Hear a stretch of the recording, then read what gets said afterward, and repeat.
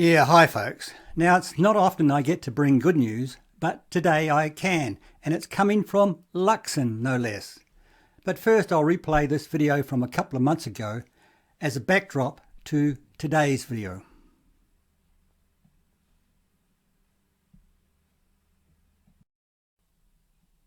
News emerging, and I've been getting emails and messages from people that one large trading bank, under the guise of being part of a loose agreement amongst financial institutions to pursue net zero or kind of, anti-climate warming policies, has been saying to customers who run or associated with the retailing and distribution of fossil fuels, that they will not lend them any more money, and they wish them to have paid back any loans they have by 2030. That is within 6 years.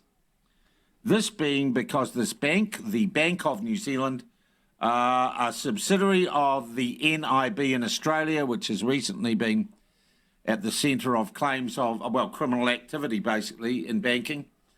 BNZ has apparently been doing this. I wasn't sure if it was anything more than an urban myth. But during the course of the show yesterday, I think it was, we get a message from our next guest. And it's Leanne, I think, or Leanne Pilgrim from Matakana. And Leanne joins us now. Leanne, how are you? Thanks for coming on this morning. Good morning, Sean. You're welcome. How are you? I'm real good, thank you. Look, tell us about your connection with fossil fuel retailing.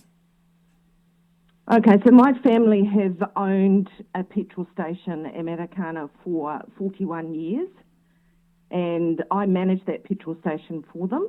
Yep. We have a landlord who banks with the BNZ. Yep.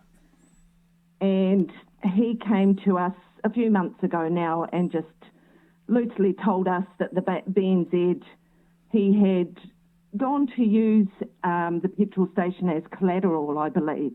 And they told him that they basically were not going to be lending any money towards petrol station purchases in the future, and that he had to have his loan that he had with them paid back within 7 years.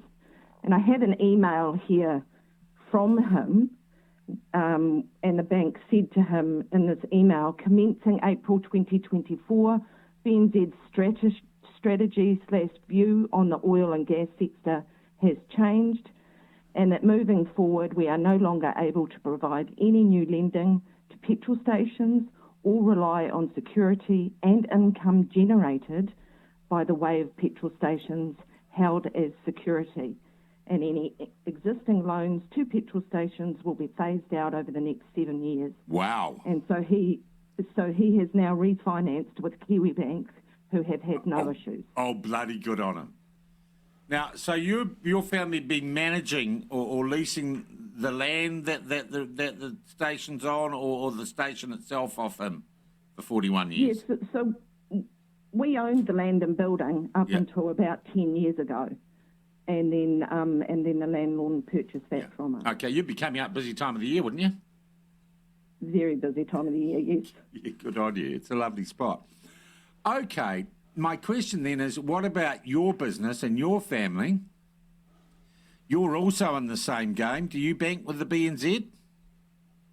No, we don't, thankfully. Ironically, I did work for them for a short period back in the 90s. But no, I don't. We're not associated with them other than our landlord banking with them. And if you're a normal gas station, you're doing a lot more than selling gas. In fact, a major part of the business is convenience, coffees, stuff like that as well. Cigarettes, dare I say? Yep. Yeah. Yep. Yeah. It's all a big part of it. We also, because we're an independently owned petrol station, we belong to. You're a gull, aren't you? Yes, we're a gull. Yeah, we belong to a company called Red Circle Management, and it was a company set up in the 90s for independent petrol stations. So they're effectively a buying group for us. Yeah. Now, we received an email from the cooperative manager back on the 11th of November, and he states in here, many of you will be aware of the recent policy changes at some of the major banks regards to lending related to fossil fuel projects. One of the members of our Red Circle group has managed to get the attention of an MP, and I don't know who that MP is, that is keen to at least highlight to the government the impacts of the bank policies are having at ground level. These policies impact fuel and LPG businesses all over New Zealand, and it will have a negative impact on the consumer. Yeah, well, it's cancellation. It's commercial cancellation. And I think, and we asked the Bankers Association to talk about this. Nada, can't talk about individual stuff. I want to talk about the one thing. Hopefully Roger Beaumont from the Bankers Association grows a pair on this and fronts for us next week. We tried to talk to BNZ and they wouldn't talk, but they're happy to front to say that they've changed their mind about not providing banking services to a dildo shop in Tauranga.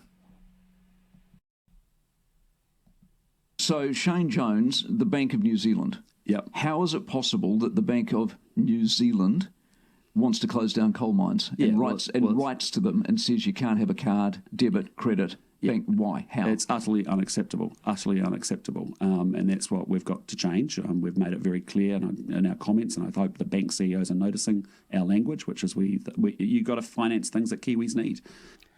Well said, Mr Luxon. You're listening.